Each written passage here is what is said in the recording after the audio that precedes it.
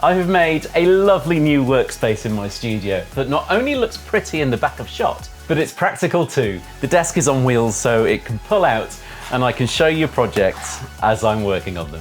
Making things, however, is never as easy as you expect it's going to be. It was effectively just screwing some legs onto a tabletop and hanging some stuff on the wall. How hard could that be? Go on, guess why that was required. Anyway, it took 7 times longer than I expected it to. But unlike all of my other projects, at least this one's vaguely finished. Hi, it's Matt. I am on the tail end of a cold. I do not have enough energy to continue any of the projects that I'm currently halfway through. So what better to do than start a new project? It's an idea I've had for a while, and I'm going to try something that I'm not very good at. I'm going to try to do a one-day build. Normally, you'll see me over here with this wobbly folding table because it does the job. But that's not ideal, is it? I was about to draw out a plan on my iPad and I've already done it in the past. So why do it again when I've got it here? I basically want a tabletop that I can push against that wall out of the way when I'm not using it, but I can also pull it out on wheels. So then it's here, the right size to film on, and useful to use to work on things. And as a stretch goal, I was thinking to have some kind of camera mount built into it so I can shoot down at the table at whatever I'm doing on it, because mounting a camera for that is always a faff, and it's much easier for me if that's already there. That way I can just pull it out and get ready to film in one simple movement. The hard bit here is if the camera's there and I've got something up here, then I don't want a big, frame or pole getting in the way.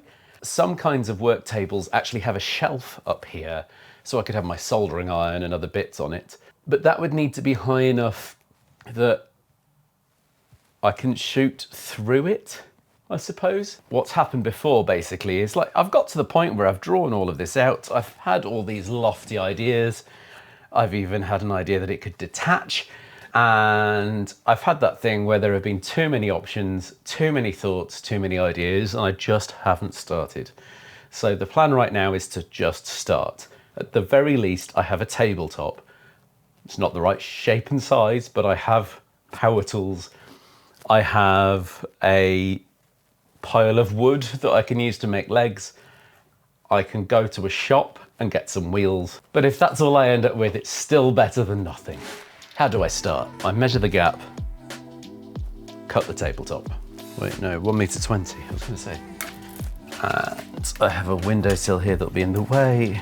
Right, let's write that down so I don't forget it. And we need a height. I think 72 is just kind of default desk height. That's 69, but I think that one's a bit low anyway. Let's go for 72. That's all I need for now, really, isn't it? Great. Garage! Full of crap, but I do have a tabletop here. I did have lofty ambitions to turn this into a workshop, and you've seen how well that went. As I thought, it has some metal in it. 60 is here. I don't have an actual square. That is hiding somewhere, but I have a miter saw, and they've got a square built in.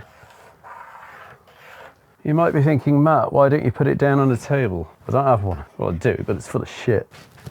Clamps, I have a couple somewhere. Here, clampy, clampy, clampy, clampy. Mallet, hammer, Christmas tree, mic stand. I was going to clamp a straight edge onto this, so then I'd cut it straighter, but I don't think I've got one. I've got a couple of spring clamps, and they should be in here. Depth is set about right. Shall I just go for it? Well, that's the end of that battery. Oh, maybe not. There we go. I've done worse cuts than that in my past. And I'll need to take off this metal strip as well, I think.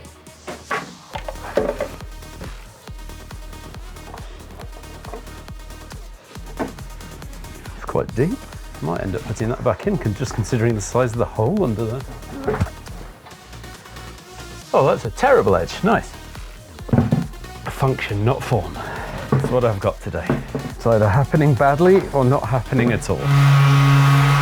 Sanders, fixing all crime. I'm gonna chop off that edge. Oh, like I've been chopping off my head, apparently. 62, 62, 62, 62, 62, 62, square. Pencil. Let's go.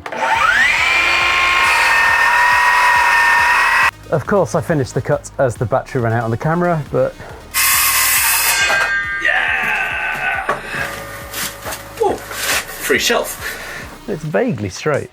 One tabletop built with ADHD meds and frustration.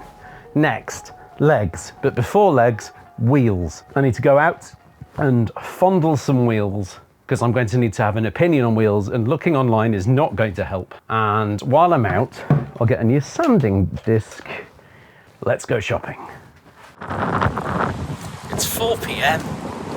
It shouldn't be this dark. Winter. They're in here somewhere.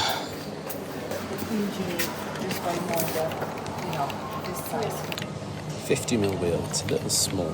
The next biggest one with the brake. It's got a hefty brake and a hefty wheel.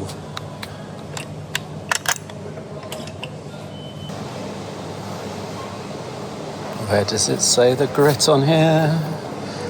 40 grit, a bit of everything. 125. Good. First rule of going to B&Q is you can't go to B&Q just once. Luckily, I hadn't even left the car park when I realised that lag bolts would be coach screws. I don't know the difference. I thought they would be a good way of attaching the wheels to the legs, because I think I've got some 2x2 or thereabouts wood. Right, let's go back. Okay, maybe not straight home. This is compensating for the weather and lack of daylight. Plan. Get leg out of 50x50 wood. Put wheel on end of leg. Measure length of wheel plus leg to 72 minus the thickness of this table. This is outdoor pressure treated stuff. I mean, I could go and get some nicer wood, but that involves, it's going to take hours. I found my goggles.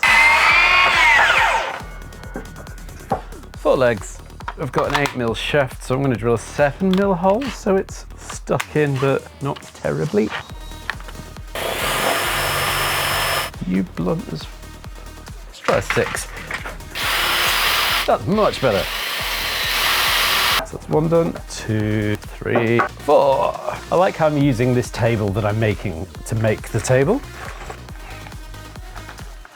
7 doesn't need to have a sharp end if I'm just reaming it out a bit.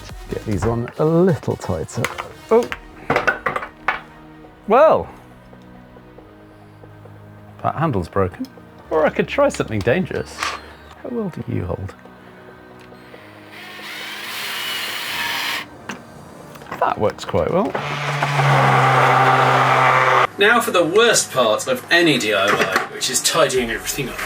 Whoever designed socket set boxes can go in the bin. Oh yeah, that. Did get an angle grinder in a closing down sale many years ago. And I didn't have a use for one, but I figured I might in future. So if this has got any kind of cutting disc in it, it's probably not meant for cutting, but meant for grinding. Like that.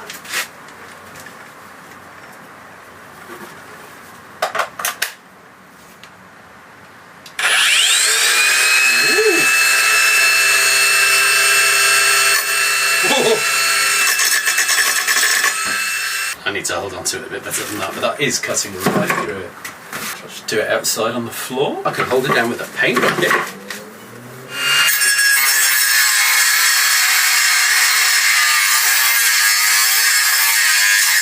It smells like sparklers. I mean, it's definitely cut through it. I don't think it was the right bloody disc on it though. That's like 6mm thick or something. Yeah, base one. Probably a little big for the job, but it was 3 or 4 years ago I bought that angle grinder, I think. Let's go back to the studio! Hello from the editing sofa. This video isn't sponsored, but I do have a Patreon, so why not go sign up to that? It can be free if you want as well. Hello and welcome to day 2 of my one-day build. Last night I got my 3D printer printing some leg attachments. Let's crunch them off the plate. It's basically just a square hole for the leg with a flange to attach it to the table and some holes around the side to attach the leg. I've got my hopefully more sturdy table on my wobbly table.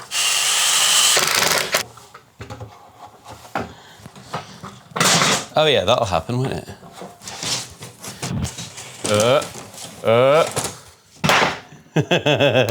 There must be a trick to putting these legs in without the nth leg falling off. It's all very wobbly, and I think it's because where the wheel sits is not in line with the leg. Tough. These legs need to be attached. Done is better than perfect.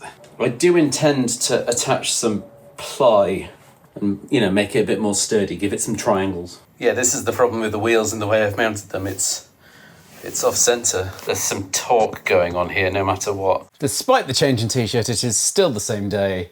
It's not very sturdy at all. There's 2 problems here. Number 1, the mount isn't long enough. Number 2, which is exacerbating the first one, the wheels are so off centre that there's some moment of inertia going on.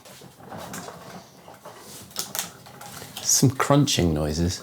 Oh, is the 3D print entirely broken? Ah, that's why it's not stable. Let me go to a world down under. A weird upside down angle, but you see how that's cracked?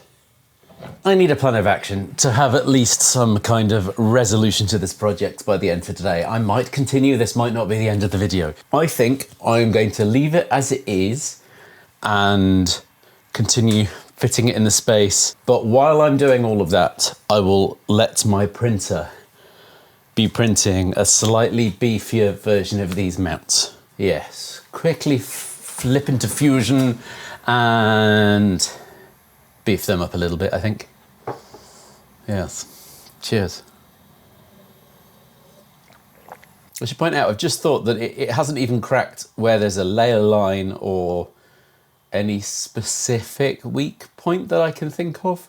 The leg really trying to do way much more of that kind of motion than you'd expect really from a table leg. Hello from my bed. Here's a taste of the chronic fatigue that I deal with. So I have a limit to the amount of energy I have in a day. And if I go over that limit, I feel like absolute crap either the day after or the day after that. So on day 1, I did a lot of lifting, carrying, thinking, lots of doing stuff.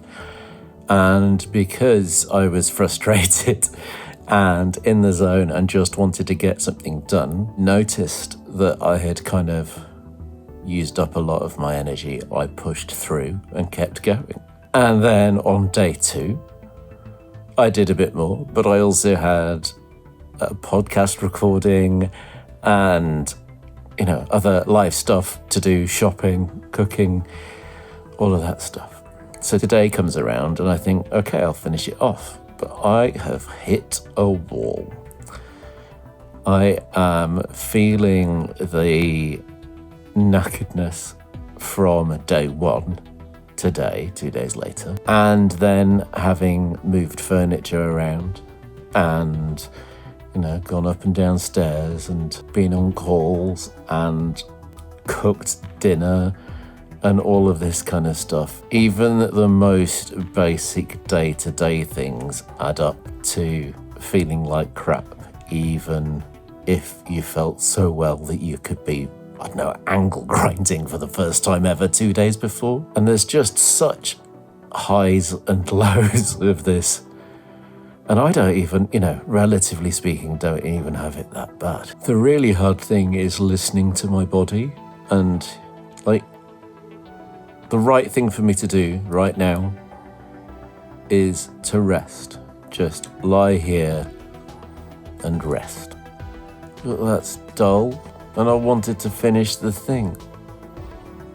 And unfortunately, there's nothing I can do about it.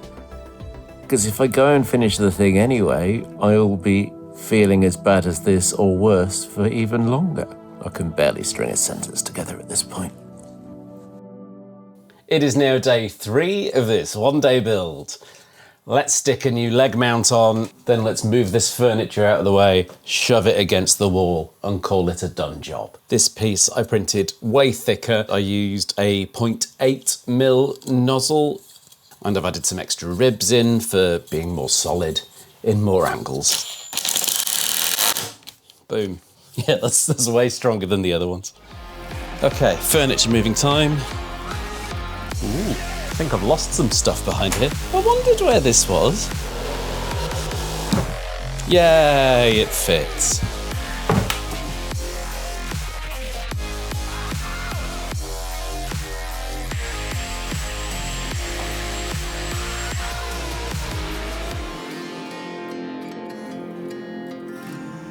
Okay, there we go. Yeah.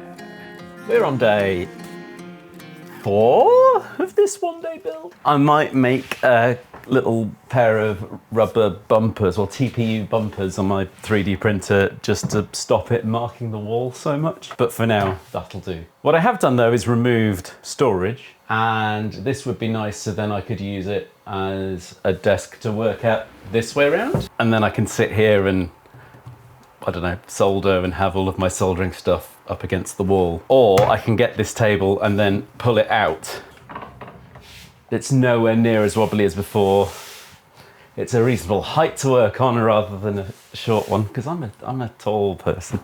And it's not an icky grey or a bright white. There's at least some interest to it. Okay, so I'm finished, right? No, let's destroy my wall.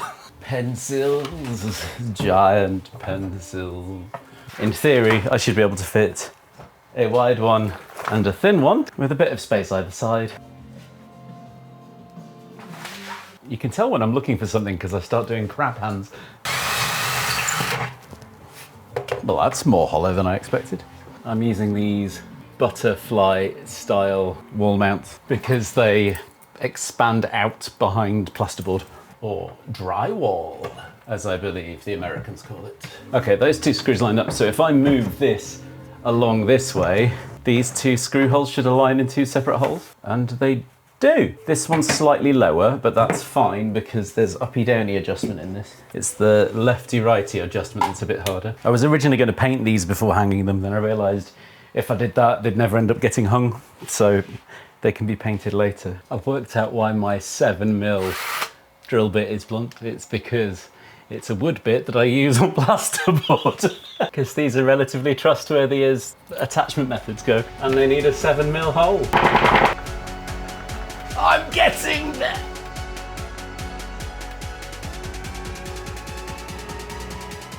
I'm nearly done, I'm nearly done, I'm nearly done. Oh, it's finished, and doesn't it look nice? And it's practical too, and it's actually usable. I didn't do everything I planned to do, but as you could tell in the beginning, I planned to do too many things, so I didn't even start it before, so at least now it's actually finished. And chances are you'll see me using it in an upcoming video.